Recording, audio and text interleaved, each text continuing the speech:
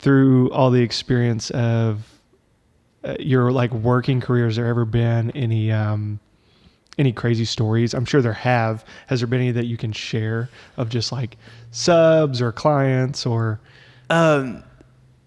So I'll do a couple shorter ones. Nice. One of the things that you always struggle with subs is a lot of them smoke. Yeah. And so it's always Smoke been all kinds of things. Yeah. Yeah. It's always been a big rule of mine is no cigarettes in the house. Right. Because it can get into, especially if it's like after travel, it can get into the drywall, it can get in the carpet. And I don't even really like them doing it at like framing stage.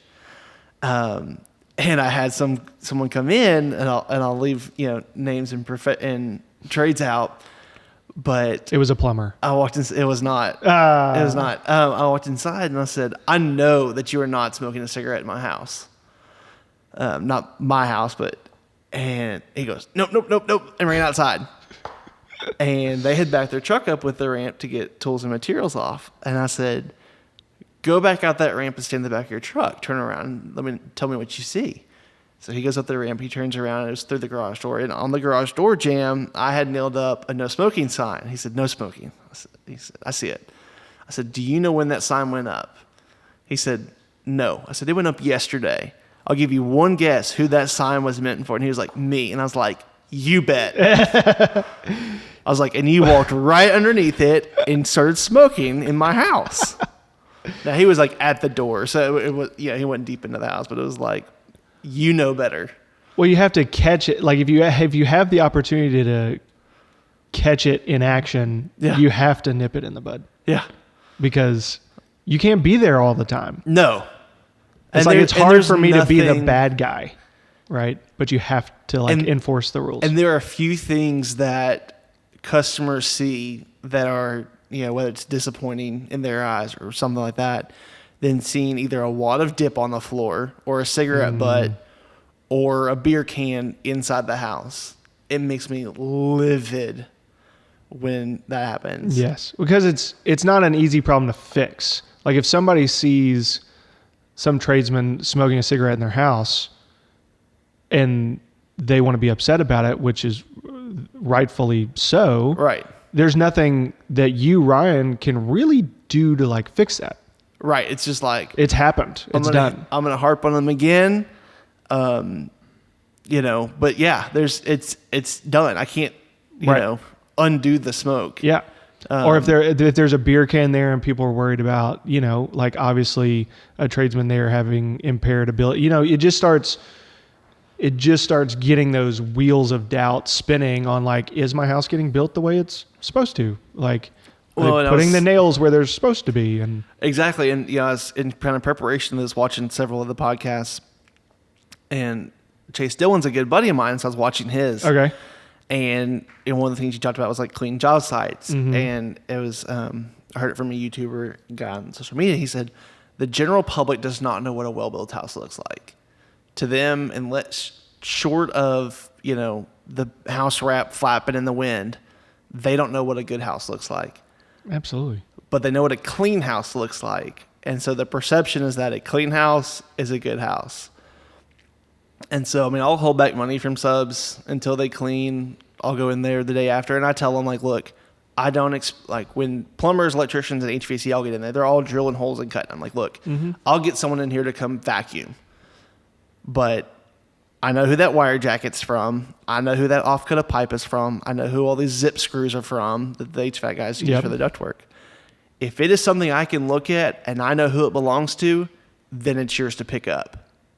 Love that. You don't have to vacuum all the sawdust. You don't have to vacuum all the chips. Yeah. But if it is your trash, and if I can walk in and go, I know exactly who that is, then that is your responsibility to clean up. Mm-hmm. Well, and they don't want to work around everybody else's trash. Right. So don't leave your trash for everyone else to work around. Yeah. And because it is a slippery slope. One trade leaves their pipe scraps, and that turns into an electrician being like, well, I don't have to pick up my stuff. I've been working around the plumber's stuff all day. Yep. And then the HVAC guys say the same thing. And it's like, roofers aren't, running the magnet around the yard to pick up their nails, and just all kinds of. It can get really bad really quick. Exactly, and I tell the guys too that middle of the day, I tell, especially if my masons are working outside in the summertime, I want to come out here at 1 o'clock and see water bottles everywhere. And I know that you're staying Right. hydrated.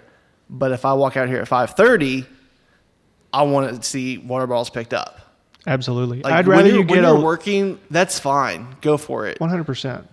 You know, and if you're coming back the next day, maybe I'll let it slide. But when you're done, and my framer is phenomenal. I mean, he sweeps that house clean. That's good. And so the day that those guys come in, I go, do you see how clean this house is? Yes. I said, that is the expectation. Love that. I'd rather you get 30 minutes less work done and leave the house clean when you leave for the day. Well, it kills me. Some of them are hourly employees. Like they charge hourly. Yeah. And I'm like, I'm paying you whether you're picking up or whether you're working. Right. Pick up. I had a carpenter that like leave this mountain of Dr. Thunder cans. And I was like, John, I will pay you for an hour of cleanup at the end of the day. Bill me for that hour. That's fine. It's so but funny. Clean up your Dr. Thunders. So funny you say that. It's like it's like Dr. Thunder, the officially licensed drink of like carpenters. Exactly. Like it was not Dr. Pepper. It was not Coke. It was Dr. Thunder. That's a common thing. You knew thing. Exactly who it was. Because you could see a pile of sawdust from where he had his miter saw set up, and right next to it would be like 8 Dr. Thunder cans. I had a guy that worked for me that refuses to drink water. He's always drinking Diet Pepsi is his thing. And I'm just like... See, that's the P word in my house. We don't say the P word. Oh, okay. Well, he's drinking... I can't... Diet P word sounds way worse. We're a Coke family. Okay. So we don't say the word Pepsi in the house. Well, if it helps, I made a disgusted face when I said it. I was like, oh. And his like go-to phrase is like, he's got a headache all the time because he never drinks water. He's like, there's water in Diet Pepsi. And it's like, I'm just, bro, like you're going to pass out on a job site. It's 103 degrees out here and you're chugging Diet Pepsi like it's water. Yeah. Like, what are you going to do? You know?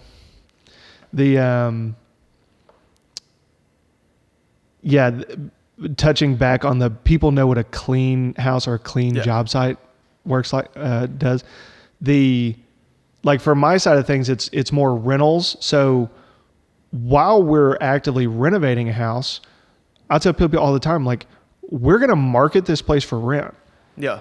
Anybody might walk in this house at any time. They might have their kids with them. They might have whatever. Like I don't care if you're building a fence, it's like, pick up your nails because there might be some 3-year-old kid playing in this backyard today. Yeah. It's just inexcusable. Yeah. Like you have to clean up. Well, and there are things that I have bought that stay on a job site. There's usually a push broom, a dustpan, and I've got several of the magnets with wheels. And I'm like, and it's got my name on them, but I'm like, look, this is here for you to use, and the expectation is that you will use them. Right. Please do use them. Right. Yeah, that's really smart. It sounded like you had another story. You said you had a couple. One was the no smoking sign. So one of the crazy things I found is we had a house that had a fire rock fireplace, like a true masonry built fireplace, Okay. Like concrete block all the way to the top, and had this steel damper.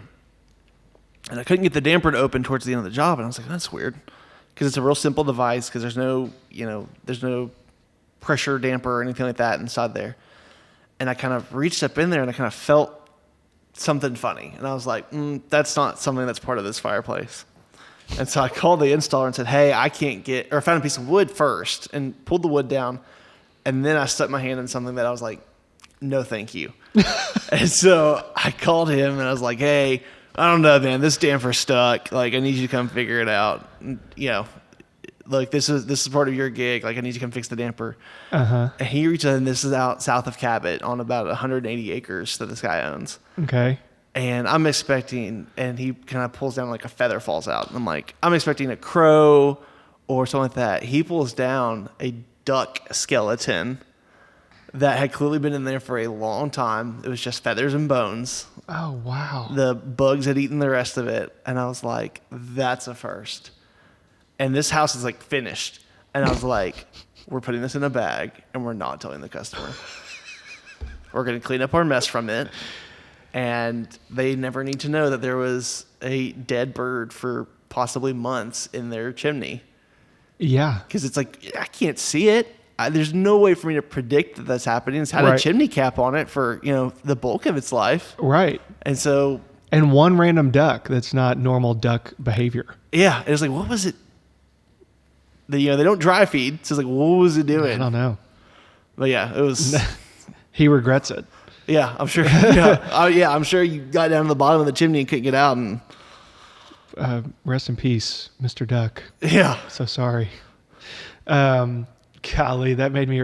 I have an aunt that is